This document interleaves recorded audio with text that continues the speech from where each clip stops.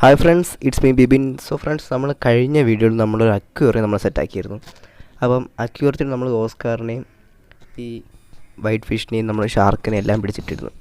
അപ്പോൾ നമുക്ക് പറ്റിയൊരു പ്രശ്നമെന്ന് വെച്ച് കഴിഞ്ഞാൽ നമ്മൾ ഇതിൽ കൊടുത്തിരുന്ന ഓക്സിജൻ്റെ ഫിൽറ്റർ കുറച്ച് ഹൈ പവറുള്ള സാധനമാണ്. അപ്പം നമ്മുടെ ഓസ്കാറിന് അതിൽ സർവൈവ് ചെയ്യാനായിട്ട് പറ്റുന്നില്ല.